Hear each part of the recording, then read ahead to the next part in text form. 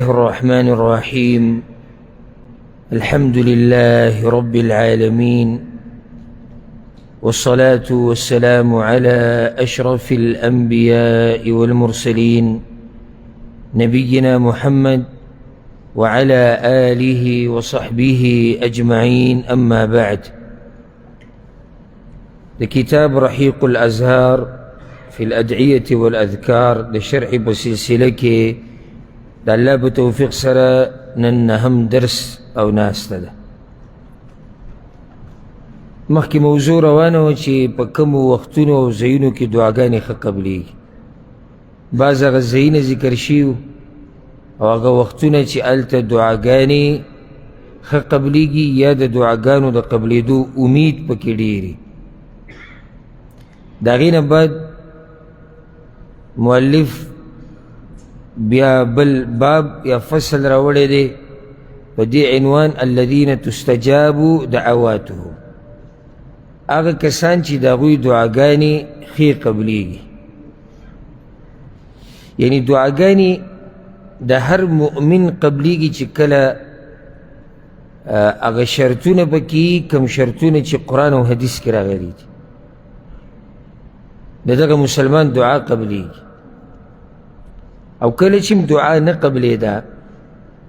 یعنی را به شي انشاءالله په دې کتاب کې دعاګانو د نه قبلېدو څه وجه ده. کله چې دعا نه قبلېده نو هغه بیا ته ځان ولټوه، په تا کې به مشکلې، ځکه چې الله سبحانه وتعالی دا خبره خپل ځان باره کې کړې ده چې زما نه څوک څه غواړي زه وله ورکوم، او د الله په خبره کې شک نشته، او الله د خپلې خبرې خلاف ورزي نه کوي. نو چې خلاف ورزي نه کوي بیا بیماري په تا کې ده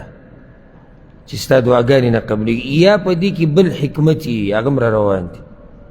کله دعاګانې نه قبلېږي د یو حکمت دپاره،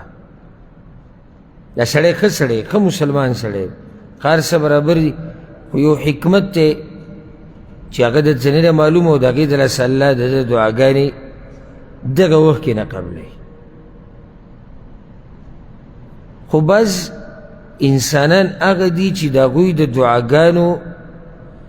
په باره کې خاص ذکر راغلی دی چې د دې خلکو دعاګانې یا خیري قبلیږي.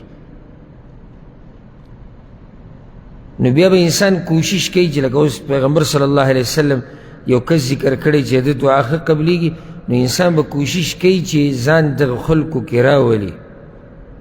چې د هغوی دعاګانې ښه قبلیږي. که چېرته غواړي دا چې زما دعاګانې قبولې شي، او که هسې هغه ټایم پاسۍ غونته کې کوي، نو هغه ته بیا ضرورت نشته دې موضوع او نه دې خبرو، ځکه چې هغه هسې خبره ټوله هسې روانه کړې ده. خو د کوم مسلمان چې دا حرص چې الله زما دعاګانې قبولې کړي، نو هغه انتهایی کوشش کوي د دا قسمه خبرو او په دې باندې د عمل کولو، او په ځان کې د هغه صفات ته پیدا کولو کوشش کوي د کومو په راوستو سره چې الله سبحانه وتعالی بیا د دعاګانې ښه قبلوي. په اوله کې درې کسان ذکر کړي، او د دې درېواړو ذکر په یو حدیث کې دی. نو اولې دغه خلک ذکر کړي دي، بیا یې دلیل راوړی وی اولنی انسان د مظلوم دعا ښه قبلیږي. دعا ورته وی که خیري ورته وی، د چا سره چې ظلم وشي د هغه خیري هغه ښه قبلیږي. دویم وی د مسافر دعا ښه قبلیږي چې په سفر باندې،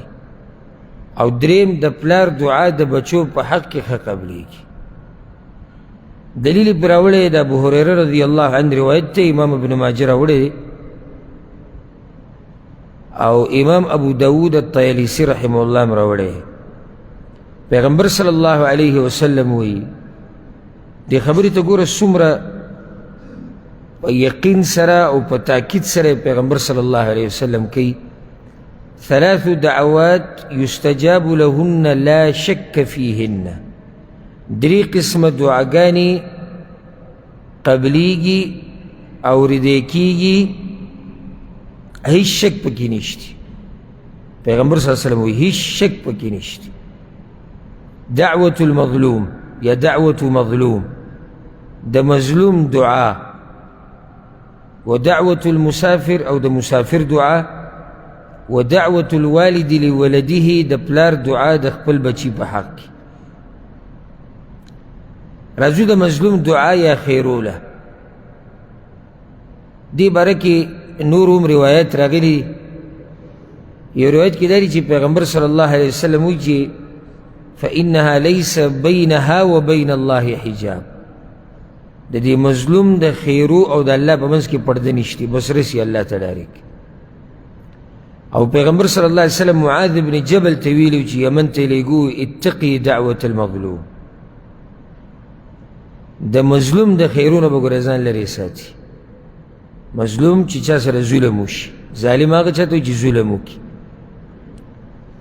دا یاد کوي چې مظلوم که کافر ومي د هغه خیرې قبلیږي. مظلوم که کافر ومي او مشرکی نو هم د هغه خیرې قبلیږي. چرته چا سره ظلم ونه کړي. ګورې د ټولو نه لویه خبره چې انسان تیریږي هغه ده لکه که یو سړی چاړه راوالي او بل حلال کي یا په ټوپه کې وولي او یا بل څه ظلم ورسره دنیا کې وکړي، دا دومره ګټه نه ده. خو که چېرته څوک راولګېدو او ستا په باره کې کیس د الله سره داخل کو، دا ډېره لویه خبره ده. دا خبره چې څوک وکړي دا بعض کسان یې وکړي که نه چې جګړې سه وایي زه به صحیح شو ځه الله ته مې حواله کړي.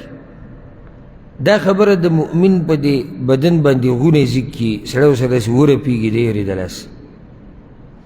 الله ته مې حواله کړي. دا وړه خبره ده. دغه ظالم خوشحاله شي چې زه خبره پاتې شوه. نه خبره به هله پاتې شوې وی که ده د دنیا په محکمو کې ستا کیس داخل کړی او دی یېرېږي دغې نه چې دا خو جي قاضي صاحب به مې راغواړي او دا به جج او دا به تاڼۍ او دا به فوجیان او دا به سزای او دا به دی او دغې. دا ټولې خبرې وقتي طور دي. خو چې د الله په محکمه کې به تا باندې څوک کیس داخل کړي، تا د هغه مال خوړلی، تا د هغه حق خوړلی، تا په هغه باندې ناروا ګزار کړی دی، تا هغه کنځلی دی، تا هغه سپک کړی دی، تا هغه بېعزته کړی دی، تا اوسه نور ظلمونه کړي دي، هر قسم ظلم چې هر قسم ظلم. نو که دې ظالم لاس اوچت کړو او خیرې درته وکړې که نه نو بیا انتظار کوو د دې چې الله د ده دا خیرې قبول کړي او بیا تا سره څه کېږي. رب العالمین خو وی حدیث قدسی کې وی ما ظلم په ځان باندې حرام کړی دی، نو په تاسو باندې مې هم حرام کړی چې یو بل باندې به ظلم نه کوئ. الله چا سره ظلم نه کوي. نو الله خو زورور بادشاه دی او په ځان یې ظلم منع کړی دی چې ظلم نه کوم. خو چې را کمزوری انسان راولګي او ظلم کوي نو ډېره ناروا کوي. او دا د کمزوري مسلمان او د کم اصل سړي نښه ده. یا دی که غوږو ته کولاو کړي که څوک پې خفه کېږي زر پیري د خفه شي. کم اصل سړی، سپک سړی چې په ایمان کې کمزوری، هغه ظلم او زیاتې کوي په هغه چا باندې چې د ده په وس رسي. او داسې د غیرت نښه نه ده، نه ده د پښتو نښه ده، نه دا د دې نښه ده چې را سړی پهلوان دی. غیرتي هغه دی او اصیل انسان هغه دی چې هغه په کمزورو باندې ظلم نه کوي. په هر چا چې د وس بر شو، هر قسمه وس چې ستا په چا بر کي، په داسې ټیم کې د سړي سره ښه اخلاق ساتل دې ته درنوالی وایي. دا هم ښه سړیتوب نه دی چې ته کمزوری نو ته ورسره ظلم نشي کولی. دا هم ستا څخه ښه سړیتوب نه چې ستا صفت پې وکړو خو اوس دې نه رسي. که اوس دې ورسېږي نو ته هم ظلم زیاتی کوې. خو دا چې غلی غلی ناست یو زما بخلی دی او زه خیر دی نو د هغې هم وجه ده. مؤمن هغه دی، یو حدیث کې راځي چې د ده وس رسي د بدل د اخیستو دی بیا هم غلی ناست او په دې سړی دروند ښکاري. ورب الکعبه په دې سړی دروند ښکاري. ها کیدای شي سپکو ته دروند ښکاره نه شي. په لاره کې دوو کسانو جګړه ده، دا یو راولګېد دی بل ته یې کنځلې وکړې سپکې سپورې وي هغه ورته یې زه به صحیح شو زه لاړم دی دومره دروند ښکاري چې تپوس یې مه کوه ځکه چې هغه دا ښکاره کړه چې زه دغه د سپکوالي دغه لیول ته زه نشم راکوزېدی کوم کې چې ته یې دا زما اسلام ماله اجازت نه راکوي دا زما ضمیر ماله اجازت نه راکوي دا زما سړیتوب ماله اجازت نه راکوي خو کیدی شي چې کوم په دې خبره نه پوه نو هغه به دا ووایي چې دا پلانې څه و دی کمزور و نو هغه ښه زورور و هر څه یې کولی شو خو یې نه کړو همدغه یې سړیتوب او اوس یو سړی ویني چې یاره ما به هم دته دا ویلی ما به هم دا کړی ما به خو دا سړی زورور دی نو د دې څه فایده نشته د دې څه فایده نشته هغه حدیث دی که نه پیغمبر صلی الله علیه وسلم وایي چې قاتل او مقتول دواړه په جهنم کې دي صحابه کرام یا رسول الله نو قاتل خو واضحه ده چې سړی وجلی دا مقتول ولې جهنم کې دی وایي دی هم هیرسناک و د خپل ورور یې مړ کو خو هغه پرې رامخکې شو د خپل ورور یې مړ کو خو هغه پرې رامخکې شو داسې ښه سړی خو نه و د ځان له د هغه د وجلو کوشش یې کو خو هغه پرې زورور شو رامخکې شو نو څوک چې چاته معافي کوي یا غلی پاتې کېږي دې ته لاسه چې مخامخ سړی زورور دی دې څه فایده نشته فایده د دې ده چې ته ښه زوروري او ښه وستې رسي او بیا هم ته نه ظلم کې نه زیاتې کې نه بدل اخلي بس معاف کې دا خوی په ځان کې راول نو د مظلوم خیرې عجیبه دا ده چې زموږ د خلکو په ذهن کې مظلوم چاته وي تاسو ته پته شتي یعنی یو پردی سړی چې تا تې مال نیولی بس زموږ په ذهن کې ظلم صرف یو دی څه دی نه ما داسې ونه مې مال نیوه پردی سړی تا تې مال نیوه بس عوام دې ته ظلم وایي ناول پردی قید مې پکې ولګو پردی د خپل سره ظلم ته ظلم نه وایي د خپل سره ظلم ته ظلم نه وایي لکه اوس د ښځې مهر نه ورکوي خیال هم دی که نه ښځې ورته معاف کړی نه دی مهر نه او دا ظلم نه دی دی جاهل په سوچ کې ځکه چې دی وایي چې دا ښځه و خپله ده ظلم خو به کوې نو په چا په پردي یو دا سوچ دی د عوامو ډېرو دویم دا چې ظلم په پردي سړي باندې په څه کې مال یې نیولی بس دې ته ظلم وایي ګزار دې ورکو بېزتي دې د چا وکړه حق دې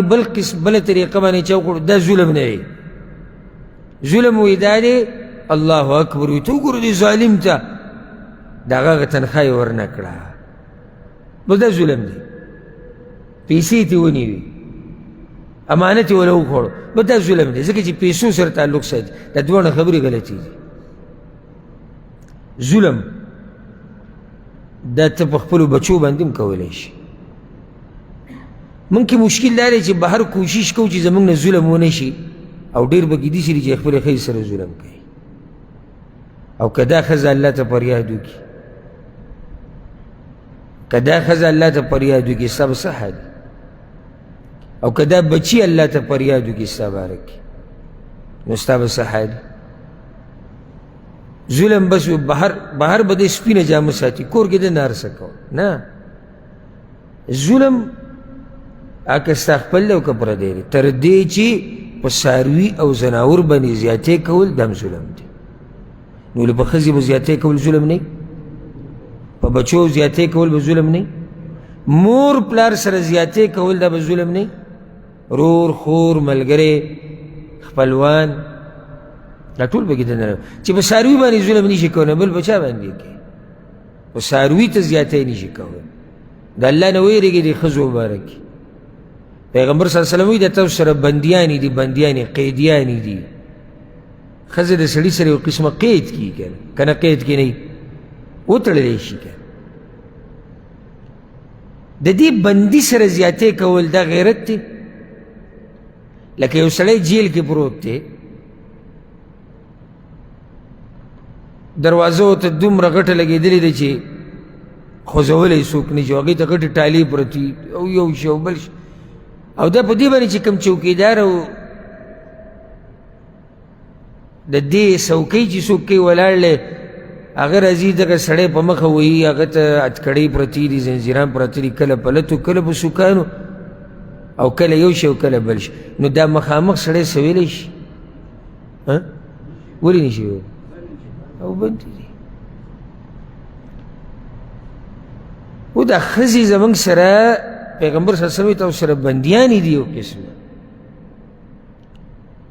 نو په دوی سره ظلم زیاتی کول ډېره ناروا دي ظلم هر وخت کې ناروا دی خو د بعضو سره ډېر ناروا دی بل هغه ښځه چې پلار د هغې خوا کې نشته مور یې نشته وروڼه یې نشته بل څوک نشته یک یوازې تا ته ناسته او تا د ځان نه داسې باتور جوړ کړی برید تاسې تو کړي او څوکه وله تېره کړي چې موږ هم څوک یو مزه نه کوي دا خبرې تاسو سره پته شتي دروند سړی هغه دی چې د ښځې نه زیاتی وشي دی غلی پاتې شي وي دا جزه ده دا څه ناشنا خوی دی دا ډېر دروند خوی دی زمانه خیر دی هېڅ خبره ولې خیر دی د زنانه د کمزوري ده او بله دا چې یوازې ده او موږ ته ناسته ده د الله نه بعد دغه موږ سره امیدونه دي دا یو ناشنا دروند خوی دی او دا درز او غپه او دا په مخه جګړې او کنځلې دا مزه نه کوي کنه زما د خبرې غلطي ظلم د ښځې سره به نه کوي د ښځې سره ظلم صرف دا نه ته یې وایي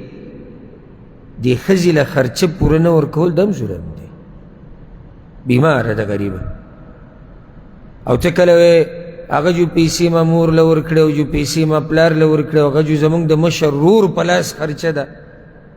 دا هم پښتنو کې ګټه مسله ده خرچه اکثر د چا په راشي مشر ورور نو که مشر ورور بایجان ووایي چې بهی دا ښځه دې پکې علاج له لاړه شي یو ډېره ښه ده که هغه ونه وي بیا خو مونږ سړي شو د پلار په ځای دی که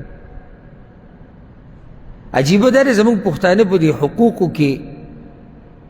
هر څه لخبط کي یعنې د ورور سره به دومره مینه شروع کي چې د ښځې نه به د خپې پیزار جوړ کي نو د ښځې سره به دومره مینه شروع کي چې مور پلار به د خاورو سره خاورې کي نه د هر چا خپل حق دی که نه ورور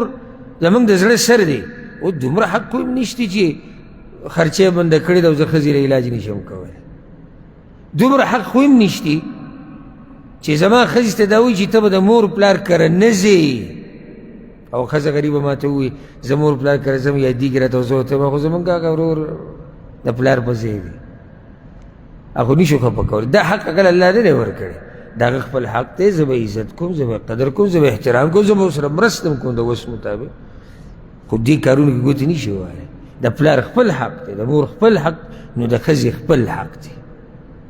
دا نه چې ښځه راته ووایي چې رور دې داسې او رور دې داسې او ته یو بس راوځي او بریتونه دې وینې ساسي او د وروڼو سره ورانه کړي او جنګ جګړې ولې ځکه چې ښځې ویلي او ښځه خو یې ښځه ده نو ښځه خو ښځه ده خو دا یې خپل حق دی په دې کې ګوتې نشي وهلی پوه شوئ که نه ښځه باندې خرچه نه کول دا هم ظلم دی موږ ته قصې را رسېدلي دي کله موږ ته خویندې رابطه وکړي کوم ظلم چې هغوی بیان کړي کوم ظلم سړی ورته حیران شي د الله نه ویرېږي دې باب کې ښځه باندې خرچه نه کول هغې له ښه خوراک نه ورکول ښه جوړه جامه دی په تا باندې حق دی چې هغې له به جوړه جامه ورکوي له به خوراک ورکړي دا په تا باندې حق دی نو چې دا نه ادا کوي نو څه کړي بچو سره ظلم کله بچو سره سړی ظلم کوي د هغوی تربیت ونه کړي هغوی ته دین ونه ښیي هغوی ته ادب ونه ښیي هغوی ته سړیتوب ونه ښیي